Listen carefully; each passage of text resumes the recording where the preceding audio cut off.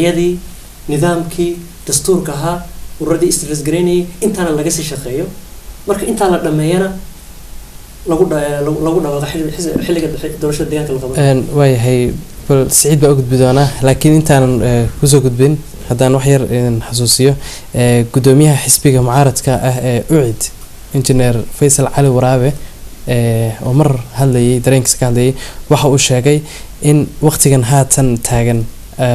aan la ogolaan karin ururo siyaasadeed oo hadda khalkhal gelin kara buu yiri ammaanka dalka Faysal waa mahadsan yahay horta muddadii badnayd oo uu soo hayay dimuqraadiyadda Somaliland dhankiisa uu jiiday aad buu mahadsan yahay laakiin waxaan kula talin lahaa Faysal hadda imika inay bilaabantay xilligii uu dadka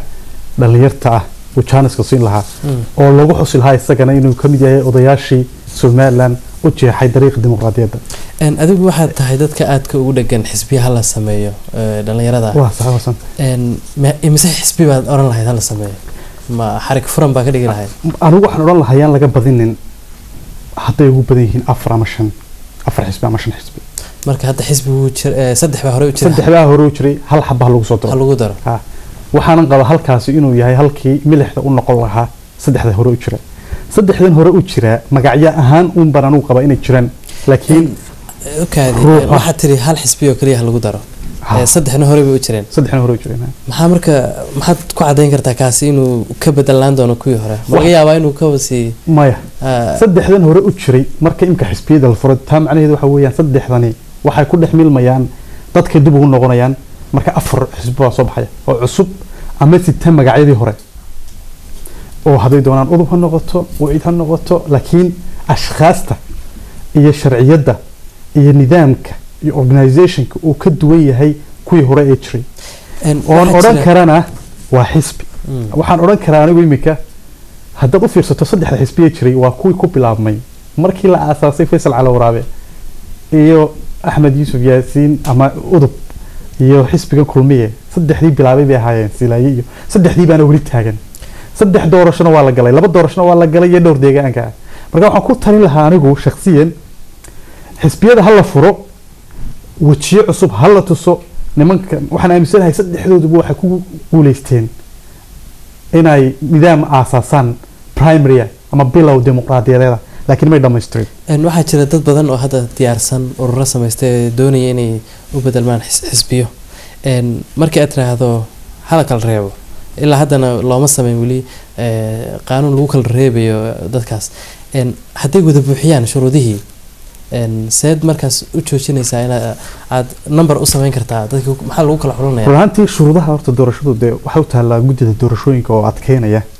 wax badan anigu fikrad ahaan baan shakhsiyan ka dhibanaya laakiin marka loo daadego sharciyada iyo xuquuqda inuu ay tahay inuu looga baahan yahay urur xisbiyeed runtii waa badnaan karaan mana qabo dhammaantood inay equal noqon karaan ama wada buuxin karaan good citizen uun fikradiisa oo maanu ka dhibanaya sidii muwaadinoon fikradiisa oo aaminsan in la furo in bahasha la hana qaado in maanta yar la bilaabo sida imka anigu aan fikrad ahaan aan kaga duwanahay xasan oo kale waxaan qabaa in wax dib loo dhigo doorasho dib loo dhigo aan jirin ee maanta yar la bilaabo in hanaqaadka dimuqraadiyadda iyo furashada xisbiyada la bilaabo commissionka laftiisa xoogga la saaro laba shay ka iyo ka cadaaladda labada shay haddii Somaliland adkaysato way adkaanaysaa marka in doorashadan iyo nidaamkan aynu ku adkaysano haddii xisbiyo badan had soo baxaan dadkiina reer iyo wax jiraan suuragal ma kula tahay inay dhici karto reer walba inuu xisbi samaysto runtii waxaan reerku waa wax soo jiriyana muddo badan soo jiray waa adag tahay in laga yara takhaluso waxaana laakiin laga takhalusi karaa anigu shakhsiyan waxaan qabaa laba shay waxa laga takhalusi karaa cilmi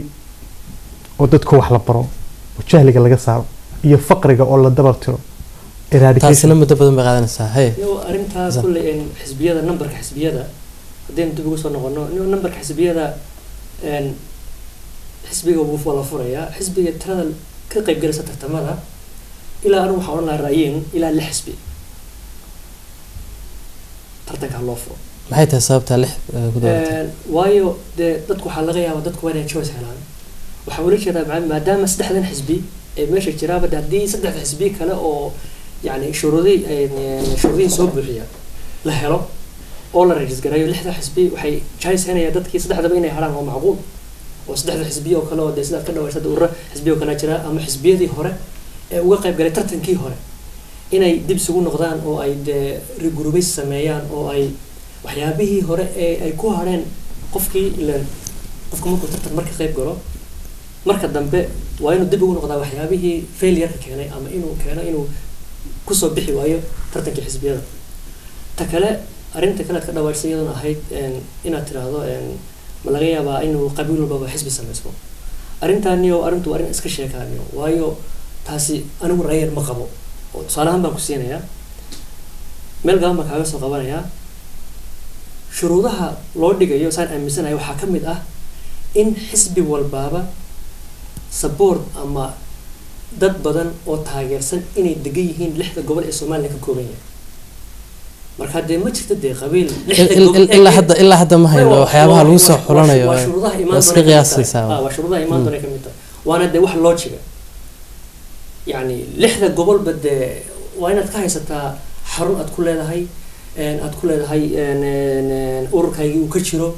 oo support aad ku haysataa dee wayna yar tahay dee reer lixda gobolba wada dega oo intaba ku haysta support ku haysta marka mar walba arrintaas waa arrin ay ku candoonayaan ama ay ka dhiganayaan yani wax ay ku diidayaan in xisbiyada la furo ee ma aha wax yani reality xaqiiqda jira Somaliland way u baahan tahay in xisbiyada la furo waana taageersanahay laakiin waxaa mar walba muhiim ah xilliga ugu wanaagsan ee la qaban karo iyo maxaa ka muhiimsan oo hadda inooga horeey oo aynu qaban karnaa arrimaha caafimaadka wadooyinka dhaqaalaha yani dadka shaqaalaha dadka yani dhalinyarada loo sameeyo shaqo dhalinyarada soo qalinjibisay jaamacadaha kasoo qabanjibiyay in MCH-yada meelaha mataqaanaa yani arrimaha caafimaadka marka waxyaabo badan oo muhiim ah jira midda kale waxaas oo dhan waxaa ka muhiimsan dhaqaalaha waayahay xasana kugu soo noqda cumarow adigu maxaad oran kartaa dhibaatada way keeni kartaa haddii maanta xisbiga la furo kolley dee in badan kolley dhowr jeer hore waxyaabaha magaranaysaa waan ka hadalnay ama waxbaan ka nidhi laakiin waxa weeyaan xisbiyada haddii la furo ilaahay horta dhibaatada naga hayo ilaahayna ha fududeeyo oo mar walba de xumaan lama raadsado laakiin kolley sida dadku ay aragtida faraha badan ee dadku ay ka bixinayaan waxyaalaha qaarkood marka lasoo qaado waxa ugu weyn waa dhaqaale xumo waxyaalaha ugu faraha badan dadku ay hadda ka hadlayaan waqtigan xaadirka ah dhaqaale xumo midda kale saddexdan xisbi ee meesha jooga saddexdan xisbi waa saddexdii xisbi ee dhidibada usoo aasay iyagoo aan cid allaale cid taakulaynaysa qaarkood ama dad ka miday ay naftooda iyo maalkooda usoo horeen oo waqti fara badan kusoo lumiyeen waa waqtigii ay soo bislaadeen oo siyaasaddu bislaatay dadku ay bisil yihiin in badan laakiin dadku waxa ay leeyihiin hala bedelo saddexda maaragtay xiliirada magaranaysa madaxda ka ah hala bedelo mid waa baneeyay laba soo haray hadda